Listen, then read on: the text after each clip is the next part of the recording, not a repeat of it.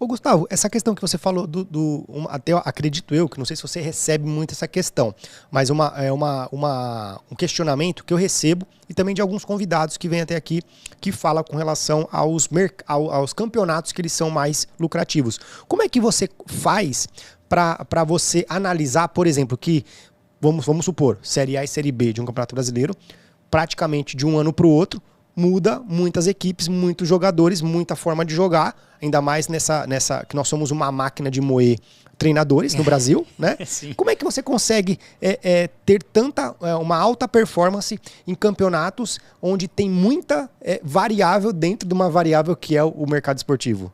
É show de bola, velho. O podcast é show de bola porque várias perguntas são show de bola, né? Sensacional, velho. Então, é o seguinte... ao longo do tempo, como eu gosto muito de padrões, né? Eu não sou um cara completamente especialista em data science, né? Mas eu gosto muito de padrões, eu aprendi isso com o meu outro trabalho, que era na análise financeira. Toda vez que a gente pegava números para planilhas, tudo bagunçado, para analisar, para entender, cara, tá perdendo dinheiro aqui, tá ganhando dinheiro lá e tá deixando de ganhar dinheiro aqui. Você tem que pegar um embaralhado de número, que é completamente aleatório, separando isso em bloco, até que você vai conseguindo construir e resumir nos seus números, né? E aí, com essa questão de aprender o comportamento, aprender padrão, né? Porque no futebol a gente acha que é tudo intuitivo, mas tudo tem um padrão. Os campeonatos, os padrões se repetem. Por mais que às vezes muda a equipe, muda uma coisa ou outra, mas os padrões vão se repetindo. No Brasil, por exemplo, eu gosto de trabalhar muito no mercado de escanteios.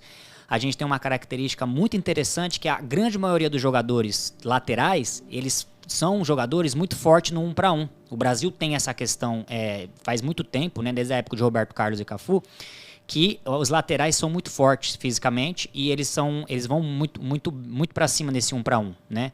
Então, com isso, eles geram muitas jogadas de linha de fundo, geram muitas jogadas de escanteio. Então, eles estão muito próximos da área. Coisa que às vezes você não vê muito na Europa. A bola chega, o cara toca a bola para trás, eles procuram mais ficar com a bola, até talvez pela questão técnica dos jogadores. Cultural, né? Cultural, exatamente. E aí no Brasil isso se repete.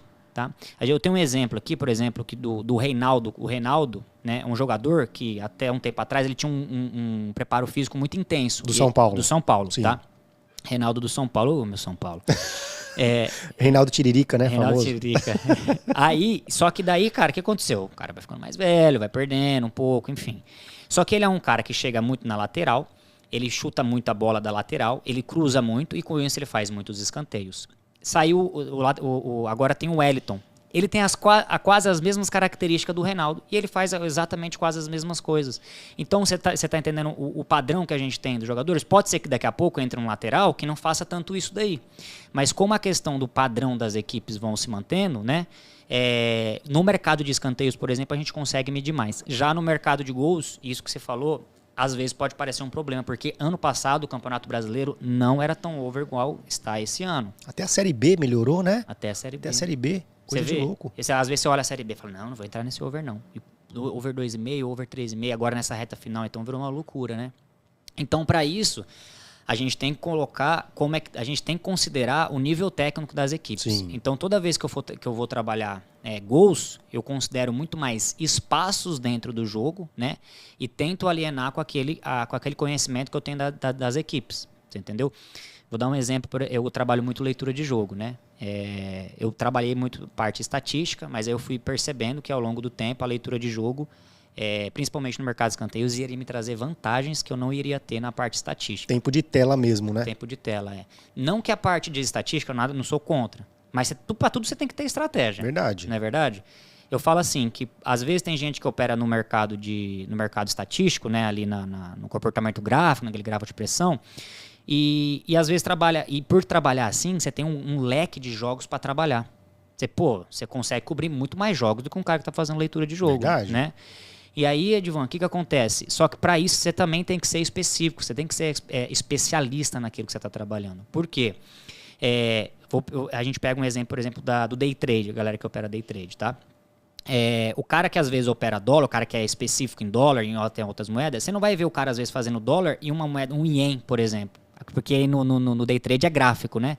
Porque tem um comportamento completamente diferente uma para outra. Verdade. E os campeonatos também, cara. Não é porque o time ganha, o time favorito tá perdendo, fazendo pressão, que o gráfico tá lá em cima, estourando. E ele vai fazer escanteio.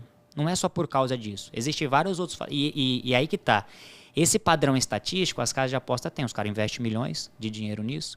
Então, quando a casa identifica, hoje em dia você vê as linhas voltando, né? Chega na odd, às vezes na odd limite de escanteio, a linha voltando. Por quê?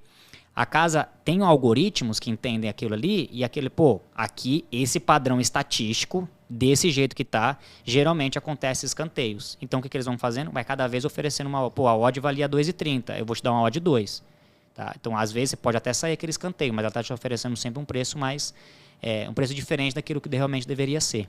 E com isso, velho, a gente entra meio que num limbo, né? Se você às vezes não tá vendo o jogo, você não sabe se aquela odd de 2 tem um valor que deveria ter. Verdade. Então essa questão da leitura de jogo me ajudou. E aí, voltando na questão que eu tava falando para você do mercado de gols, eu sei que, por exemplo, o Ceará ganhando, a equipe do Ceará, tem o Mendonça, né? Eles no contra-ataque é muito forte por causa do Mendonça. Então, se eu ver um espaço na zaga da outra equipe e o Mendonça indo para cima, ali eu identifico uma possível oportunidade para, de repente, trabalhar o mercado de gols, entendeu? Então, eu não fico exclusivamente focado, tem uma equipe que perdendo, né? A equipe tá chutando. Eu não considero muito a questão das estatísticas ali na leitura, né? Até porque, dependendo do tipo de gráfico, ele é um gráfico burro, né? Sim. Porque às vezes você se baseia por aquele tipo de gráfico e não tem nada a ver, não é nada condizente com o que está de fato acontecendo no jogo, né? Não sei se já pegou uma situação dessa. Já peguei várias situações. E eu vou falar a verdade. Tem hora que eu não sei explicar o gráfico. Não sei se, né? Tem hora que eu simplesmente não sei explicar o gráfico. Cara, por que esse gráfico tá desse jeito se a bola não chega? Na verdade, tem uns números, né? Que eles vão contando. Por exemplo, a bola chegou perto do gol, é 0,63. Então, quanto mais a bola tá próximo do gol, mais agudo o gráfico é, né? Mas tem hora que simplesmente a bola não tá próxima do gol e o gráfico tá gritando. Então, por isso que eu falo para você, comportamento também estatístico, o comportamento do padrão da liga, às vezes aquela liga tem esse comportamento e não vai sair escanteio, e não vai sair gol. Por quê? Porque é de padrão da liga. E aí tu pega, às vezes, um jogo que o gráfico tá podre, vamos colocar assim, e sai escanteio, sai gol. Mas por quê? É o comportamento que aquela liga vai ter. E às vezes o jogo tá mostrando outra realidade. Sensacional, sensacional.